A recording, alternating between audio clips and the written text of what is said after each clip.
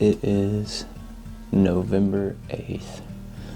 It's actually my mom's birthday. Happy birthday, Mom. But I am out here in a plot I call the swamp.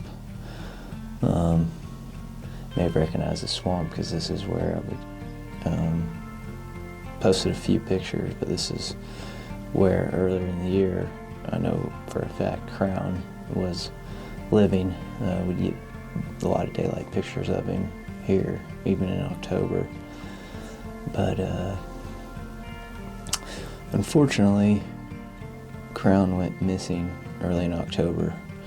He daylighted right at the end of September, and then actually in October, real early, I actually hunted in this exact blind on October 2nd, and obviously did not see Crown.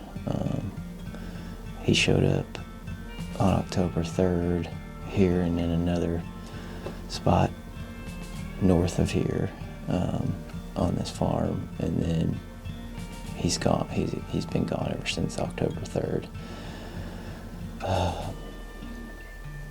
So there was a lot of corn around this farm, which gives me some hope that maybe he moved off to eat some of that corn and was over there, but that corn has now been cut. So if he is alive, I would think he would at least revisit here at some point in the rut. This has been his home. Traditionally, he lived here all last year. So if he's alive, I would imagine he's going to come back, if not during the rut, during late season. But I'm going to put in a few hunts. I've already put in a few hunts this November. I had a really good hunt on Sunday, November 3rd. I passed a really good deer. Know the deer a little bit, but probably a 3 or 4 year old deer.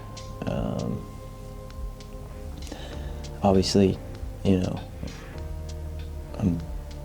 my heart's set on Crown, but that was a really good deer, and be a really good deer if he makes it through the season. But real quick, I wanted to talk to you about a couple of the spots that I've hunted during the rut. So on this particular farm, it's really flat, and so there's not going to be a whole lot of your natural pinches or obvious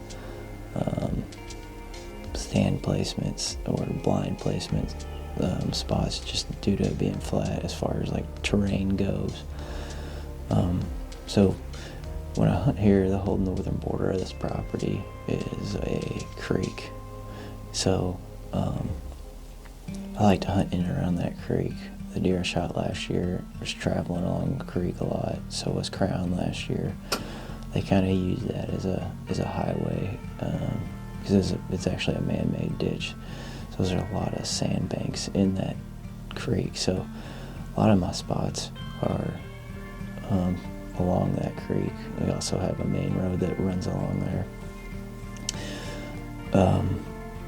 And then, of course, here, we call this the swamp because literally last year and during the winter, it gets real swampy. There was a lot of dead trees in here. So my uncle brought the excavator in, or skid steer, and just cleared out a lot of these dead trees, and we were able to get a food plot. It's about an acre, but it's enclosed in the woods, so it's still,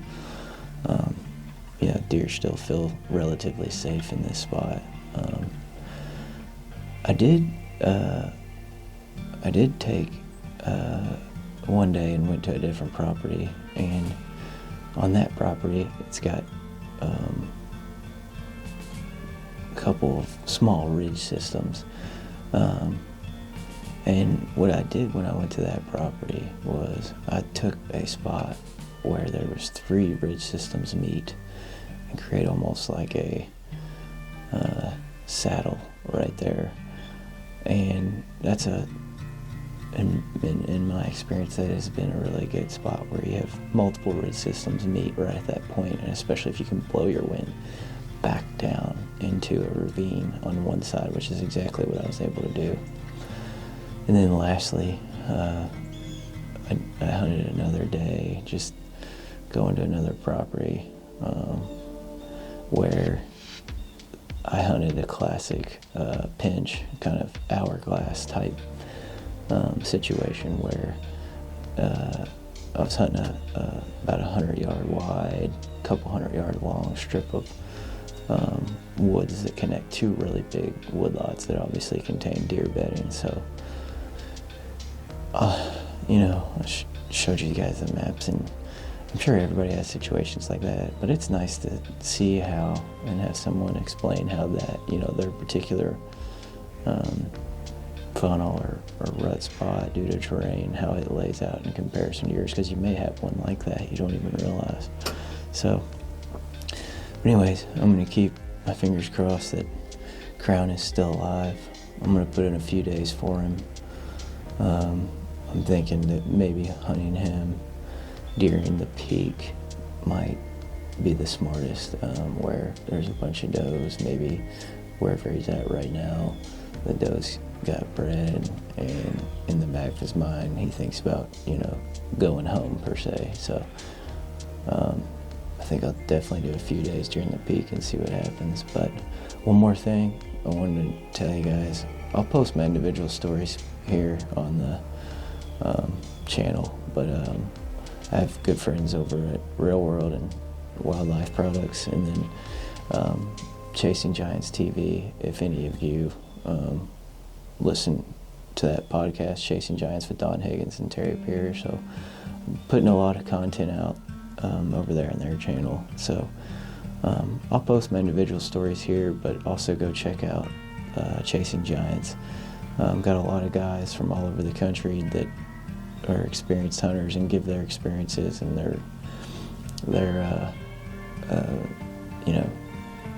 unique situations, and I think it's a learning lesson for everybody. I'm gonna sit in here a little bit longer, and if anything happens, I'll bring it to you, but if not, we'll see you guys back in the tree here soon, or blind. Thanks for watching.